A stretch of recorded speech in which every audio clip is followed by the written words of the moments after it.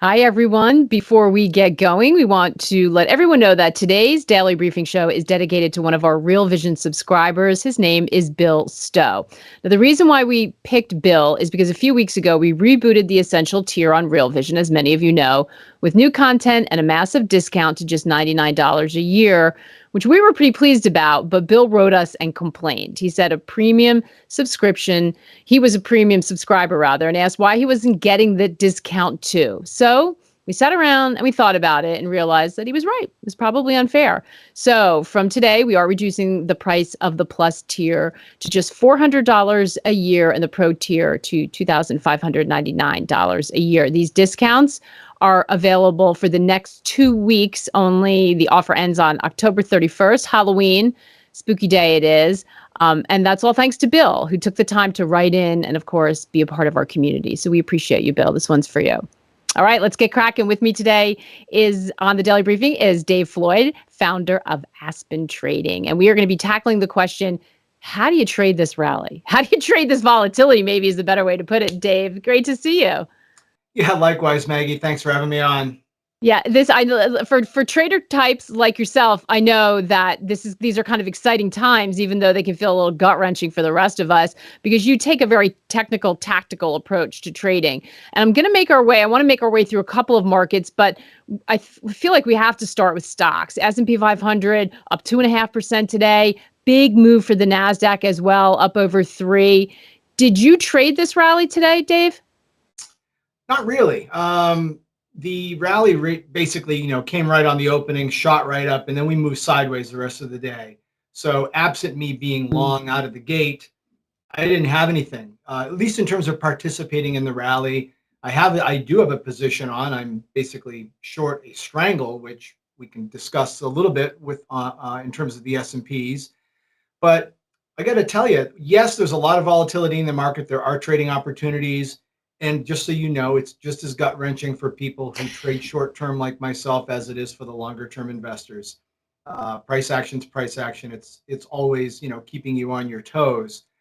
What I did find interesting about today's rally, though, is that there was really, like I said, after that initial burst up, we moved sideways the rest of the day.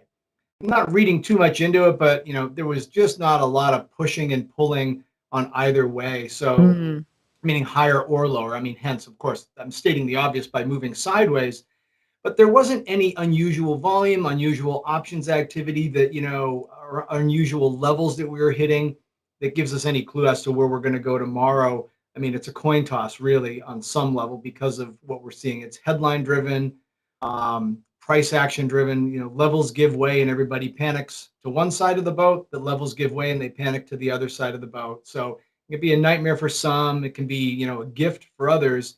But you have to be on your toes, no doubt about it. Yeah, it certainly seems that way. And I'm glad. I'm not glad we're all in pain, but I'm glad to know that even folks like you with all your experience, it's stressful. I think it makes the rest of us feel a little bit better. So, to that point, Dave, I want to ask you. If you're looking at the market action, and you could certainly see a lot of headlines that say, "Oh, is about better than expected bank earnings. Bank of America came in better. We're gearing up for a big earnings week." But we're also looking across, and a bunch of my colleagues, noticing either chatter in the rooms they're in, or the people they're talking to, or their colleagues, or stuff we're seeing on Twitter, suggesting that or wondering aloud whether the market is really that healthy, including a tweet which talked about lack of liquidity. I think it was Mayhem for Markets, lack of liquidity creating unhealthy market conditions, suggestion that maybe a lot of this action is being controlled by option traders, many of them with just, a very short-term trades on. So just kind of playing the market. So maybe it's not really about fundamentals. Are you seeing, is that your sense of what's going on? What are you seeing in terms of, all the options market activity? Well, let me address that, but let me go to the first point you were making in terms of the fundamentals. I mean, fundamentals, from a longer term perspective, that's when people want to sit down and really look at them and try to get the macro handle. Even then, how do you factor in every possible input, macro input that is, and then hope to come out on the other end with the right answer in terms of that macro equation, so to speak. I don't get involved in that too much because, again, my trades might last a few minutes. They may last a few hours, maybe a few days or a week or two. So that's kind of my time frame, depending on the instrument I'm trading. So, you know, people can debate that all they want. To me, the trend is still down, even on a longer term basis. And until that changes, I think you have to defer to what the trend is. It's no different than what the Bears were trying to do as we rallied for the last 2 years. They could make the most persuasive arguments in the world that you're like, wow, he makes a lot of sense or she makes a lot of sense. I need to be bearish, and the market continued to move higher. I think we're in the complete opposite right now. A lot of people can make very, very valid arguments, and you're like, yeah, that makes a lot of sense. Maybe we're going to pause on interest rates. Maybe the economy is going to slow, and therefore, the Fed will pause or even lower rates. But I'm not seeing it in the market. Yeah, we had a 2% rally today, but if you look at the chart that I have up on the screen here, um, I don't know. I mean, that to me still feels like you're searching for a bottom. And again, I'm not trying to persuade anybody one way or the other, to make a market call. For me personally, I'm always more comfortable on saying, show me the proof, and then I'm happy to happy to hitch my wagon after the fact. I don't need to be the first guy in, because the first guy in usually takes a few arrows in the back before they're right. And doesn't mean that I'm going to be right once I hitch my wagon, but I'd rather have more evidence that the market wants to turn higher. That's just my take. That's the way I approach my trading. Maybe that works for some people. Maybe it doesn't work for everybody. The last part of your question I think is really interesting, which is options volume, lack of liquidity. Well, if you look at the S&P 500, the futures specifically, yeah, there's not a lot of liquidity. It doesn't take much to clear out a 5 or 6 levels of bids. It's not like you're seeing 50 contracts each side or more. Oftentimes it's like 10 or 15 or 20 or even less. So it doesn't take a whole lot to move the market really quickly. And for the S&Ps to move 10 handles, in 10 seconds, it's not uncommon because there's not a lot of liquidity on the bid and on the offer. So that's going to add to the volatility. As it relates to the options, again, scapegoats are fun. They make great headlines. But the reality is we have to deal with what's happening in the market. And if there is a lot of options activity, which there clearly is, we need to factor in as to how you use that to your advantage. We had the whole big gamma squeeze thing with the meme stocks. That same logic will appear in any market. You're going to have people that need to hedge their bets, i.e. market makers. So if market makers are selling a ton of calls because the quote unquote public is bullish, at some point they may have to buy the underlying instrument to hedge themselves being short. So yes, unusually high options volume will impact the market. If you can identify where those calls and puts are being purchased in large quantities, that's going to give you a heads up as to where the market's going to have an inflection point. So rather than being like, oh my God, the options guys are controlling the market. No, they're not controlling the market. They're doing things that are actually having an impact on the market. So it's a cause effect. I think if you can wrap your head around that, then you'll start to be like, oh, that's a potential opportunity, or that's a potential area for me to get out of a trade that I'm in and it's working, or maybe it's not working. And if it goes below that level now, it's really not going to be working. So, try to look at it through the prism of there's a lot of information out there. If you can distill it down, there's opportunities within Yeah, that's a great way to look at it, Dave. I want to touch on the dollar because I know that FX is an area that you're looking at really closely. Watching the U.S. dollar, what are you seeing there in terms of it was a little bit weaker today, but we've been talking about dollar strength. What are you seeing in terms of level action? Well, if you, I've got the chart up on the screen. If the folks back there want to bring it up, to me, it's possible. We could be going into a weaker phase of the dollar. I want to be really clear. I'm not saying, oh, that's the top in the dollar, because anytime somebody's done that over the last several months or year, it's proven to be really a bad idea. But from a trading perspective, yes, maybe there's some signs that we could move a little bit lower. For me, if you look at the orange line on my chart, this level's been here for weeks. If we can get below 112.21, which we did, we haven't closed yet. We close at 2 o'clock. 112. If we close below 112.21, that to me would be an indication that maybe prices start to get some traction to the downside. And if that's the case, I would be looking at 109.64 as a possible downside target. I know that's a big level. That's a long ways away, but nothing's out of the question. The way I always look at levels is really simple. Support is support until proven otherwise. Resistance is resistance until proven otherwise. So once support gives way, if prices come back and try to break back above it and fail, so if we use that same logic here, if 112.21 gives way and then we try to get back above it and prices can't, that to me is suggesting that the market is positioning itself to the downside. Therefore, longs in the euro would make sense. Shorts in dollar CAD would make sense. Longs in the Kiwi dollar, longs in Aussie dollar. Dollar yen, yeah, I don't know. That would be a really tough one because that seems to be on its own. It's doing its own thing, and it's not not one you want to get in front of, at least not yet. Yeah, we've been talking a lot about that with Weston. So, it's interesting, Dave, to hear you say that because Ash spoke to Brett Johnson recently, the CEO of Santiago Capital, as part of our Yep. Make or Break series. And as we know, Brent is, for a long time, has long views, long time discussion, holding a long time discussion on the dollar and the relentless rise of the dollar. Let's listen to a clip of what they had to say. But if we take it back to May or June of 2018, I don't remember the exact date. I think you mentioned it earlier. I do remember it was kind of the first half of 2018, the first time I ever spoke the word milkshake. I think I've spoke it a million times since then. But the thesis was basically, and I remember the very first line of the very first time I ever really discussed this perfectly. I said, I want to make something very clear. This is not a story that ends well. And I didn't just mean for the rest of the world. I meant for everybody. This is not a good scenario for anybody, not even the United States. But that doesn't mean that the story is going to end right now. I think there's going to be several chapters. And the core of the thesis was that in the years ahead, U.S. dollar assets would rise. U.S. dollar and U.S. denominated assets would rise relative to the rest of the world. And that we would eventually get into a time period where the dollar, equities, and gold would all rise together versus the rest of the world. And I also said very clearly that this rise would be punctuated by terrifying drawdowns along the way. And so if you think back to where we were in May or June of 2018, I believe the Dow was around 18 or 19,000. Now, since that time, we've gone twice that high, and then we've pulled back. But between 2018 and now, let's say equities are up, I don't know, close to 70%. But along the way, we've probably had 2 or 3 20 to 30% drawdowns. So for the most part, that's held true.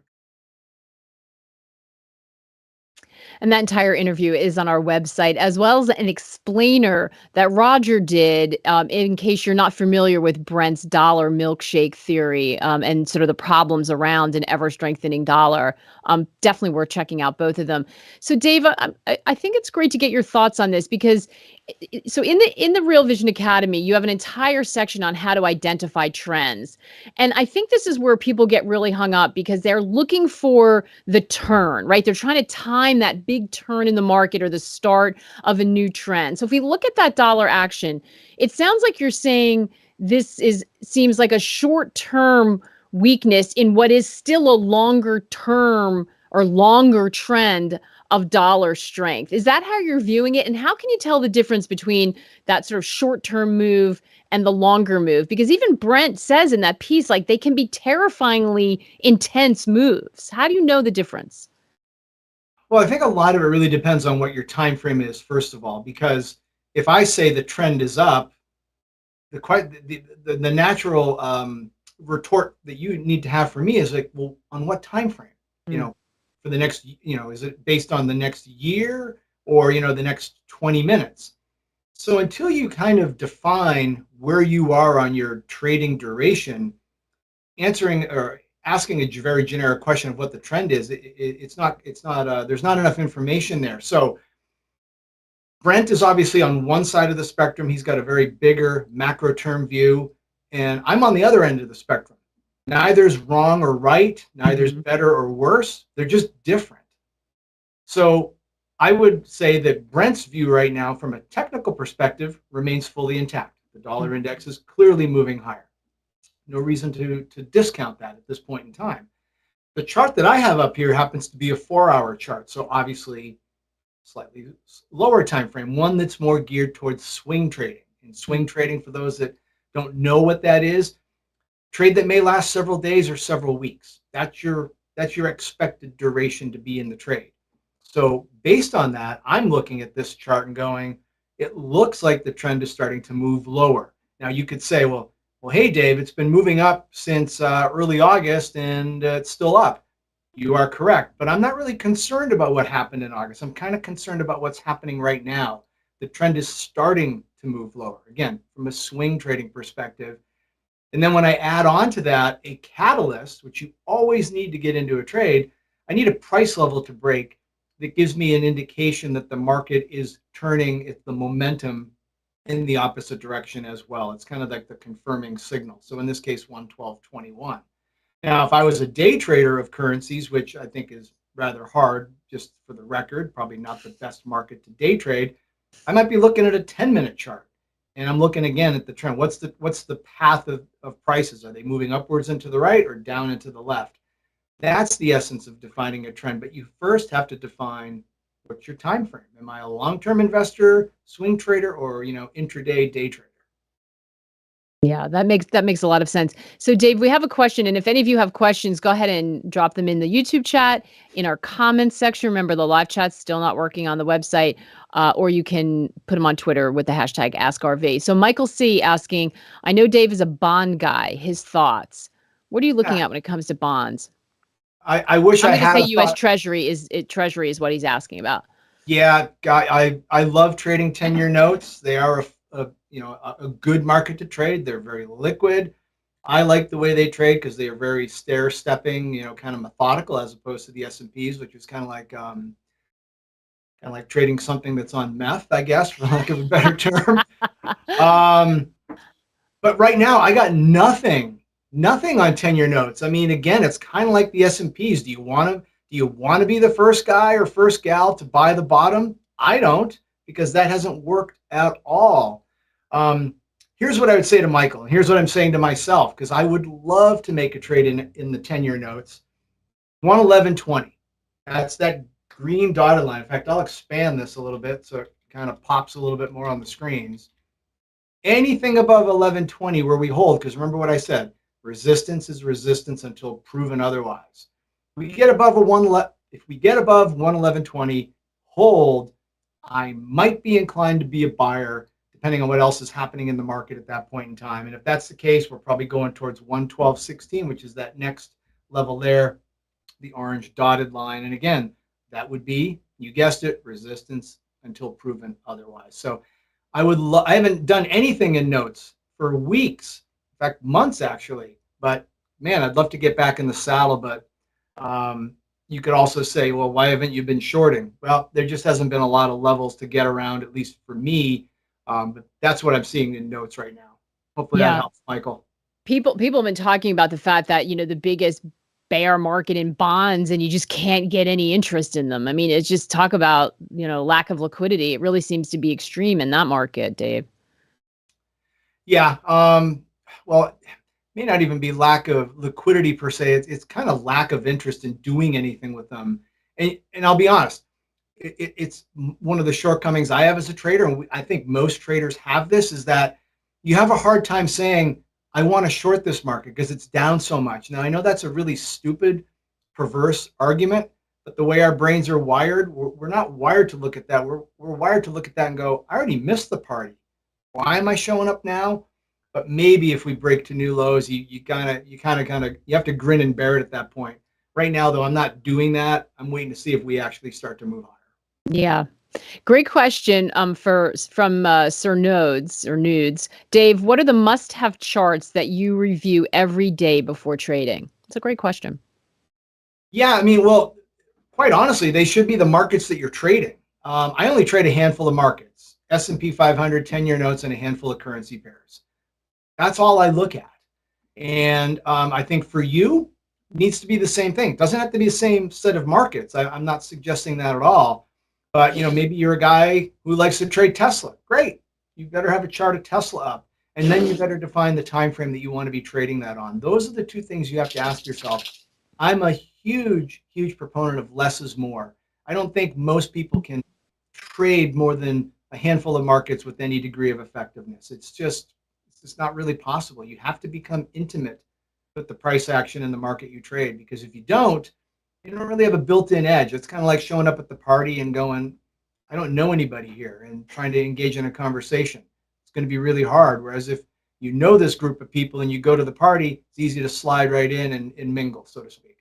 Yeah, that's a great analogy, and it's so true. And we did part of Dave's course when we were live together in California, Dave. And I know that was just one of the many things that you stressed is really having that understanding of the price action. And there are famous stories, by the way, of someone told me of someone who went on to run one of the most famous hedge funds out there. And for the first year that she sat next to him, I think it was he traded something like 4 stocks just over and over and over again sort of really so he could sort of be familiar with the rhythm of that. But I think you're right. A lot of us sort of chase what is hot now and don't really sort of show that discipline, right? Yeah, it's a common thing. And to be honest, you just can't do it. You can't do it. I mean, you always see people saying, I'm running my scan list for tonight, and I'm going to have a whole new list of stocks. I'm thinking, holy crap, how on earth are you ever going to gain any edge by looking at different stocks every day? I don't see how that's possible. I'm not saying it's not, but I've been in the industry a long time. All the people I know that are still in the industry, that from when I got in, or even maybe they came in after me or even before me, they're all specialists. Mm. Just like in any other profession, you don't see neurosurgeons becoming orthopedic surgeons, on Tuesdays, and then they're or back to a neurosurgeon on a Monday. No, they're one or the other. And I think you have to be the same thing in terms of trading. We have a question from Shashank Rai. What do you think about Bitcoin decoupling from the S&P? I think you have been looking at Bitcoin charts, right? Yeah, I post them for my clients. I mean, I don't do anything in Bitcoin, but I keep I keep on top of it, so to speak, just because it does have an impact on the market, or maybe it doesn't have an impact on the market, but it's part of the market. It's part of the ecosystem now. But here's the thing: I look at this chart and I'm thinking, and I've thought this for months, dead money, not going anywhere. Um, but I would get interested, not me personally, but from a technical perspective, maybe above 19,550. These levels, you can see them on the charts right here. Maybe something above 2150. But until that range is broken, it's kind of dead money. It's kind of a trader's market, and traders don't want to trade sideways market. There's no edge there. It's always easy to look at this chart and go, oh, I should have bought it there, should have sold it there. Well, let me tell you, in that moment, if you put a piece of paper on your screen and only look left and don't look right, it's not obvious at that point in time. So I don't know what you do with Bitcoin here. If you're a long-term investor, I'm sure you've got some great ideas, and that's well beyond my scope of expertise. But from a trading perspective, looks like dead money to me. That's going to disappoint some people, but we got to hear the truth. Yeah, DL from YouTube asking, what makes movements in the foreign exchange market so rapid and frequent? interesting question, and I can tell you that until a few months ago, that question would not have even come up because the volatility was horrible. Yeah, that's what I was Um, just thinking. It was dead for yeah, a it's while. been horrible. No different than anything that's happening in the S&P market, in the 10-year note market. It's simply the market environment we're in right now. All asset classes are being impacted by headlines, by inflation, by this and by that. And as a result, that gets translated into the price action of the various instruments that trade out there. Because remember, the market is simply a sea of emotions that get expressed in terms of price action. So when people are afraid, you're going to get much more whippy, much more volatile price action versus when people are, calmer. The old statement: the market climbs a wall of worry, but it goes down a slope of hope. And prices go much lower quicker, or they go lower quicker versus going higher quicker. So I don't think the FX market's really doing anything unique relative to the other markets right now. It's just woken up from a long dormant sleep. Yeah.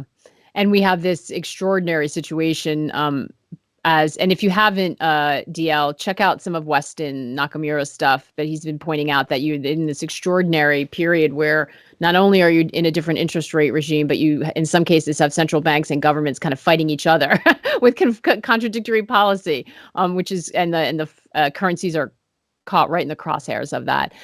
Dave, as I'm listening to you, my takeaway from this conversation is that I know you always come at it from a technical point of view, but it seems like that this is a really difficult period still. Where there isn't any clear direction, and that we've got to be careful. And for stocks, the downtrend still seems to be in effect, and that you really have to be nimble in this environment. Some of these long-term trends don't look like they're broken, so we've got this potential for these really kind of intense short-term moves. Is that fair? Is that how you're looking at things?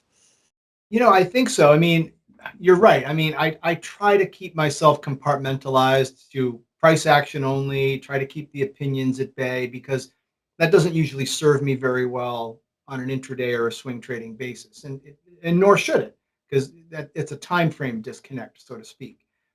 But I'd be a fool, or I'd be lying if I said I didn't have a view of what's happening in the markets, and I'll try to filter that as carefully as I can, and not let that impede what I do on a day-to-day basis. Mm. However, I've been in the industry over 20 years, and I think what we're seeing right now is a huge shock to the vast majority of people that are out there, because they weren't around 20 years ago in the marketplace. They weren't around prior to all the easy money, the central bank interventions, and all the other what I consider nonsense. I find it, I have found it puzzling. Mm. And I think the market is now facing a reality of the easy money's gone. We are in a completely different market type environment right now. And the whole buy the dip, thankfully, that's been put to bed. And I know it's going to piss off a lot of people, but that's not a trading strategy. Really sorry to tell you that. Not a viable long-term trading strategy. There was some statistics that came out from, I think it was Goldman Sachs a couple of weeks ago. Anybody who's bought the dips when the market's gone down by 1%, the market's been down 1.2% a week later. Mm. So that game's out, for now at least. And that game was only predicated on the fact that the Fed was going to rescue everybody. They didn't want anybody to get a financial skin knee. Well, I'm sorry, the market is going to do what the market's going to do in the long run. And maybe we're just in a different environment right now, where kind of buying those dips and just being a little bit playing loose with your entries, probably not going to work as well anymore. I think you really got to batten down the hatches and be really, and I don't mean when I say batten down the hatches, I'm not saying get really defensive and go climb into a cave. I think you have to really be disciplined and really think what your trading strategy is, because it's not going to, any degree of sloppiness is not going to get rewarded now. In fact, I think everybody's kind of found out, it's like, ooh, that strategy didn't work quite as well as I thought it was, because we're in a completely different environment now. Right. It's so true. And wise words, Dave. And this is when the kinds of things you talk about, know what kind of trader you are, size your risk, understanding all of that, and having discipline around it is going to be really needed. Skin knees, it seems like it's a street fight out there right now. Yeah, we've Dave, moved on skin knees. Yes. Yeah. That's right. Dave, thank you so much. It was so great to catch up with you, and a really important time to talk about those concepts, I think. If you want to check out Dave's course, which I highly recommend, you can head to the website and take advantage of that promo we talked about. In the meantime, I'm going to be back tomorrow with Tony Greer. Take care of yourselves and good luck out there.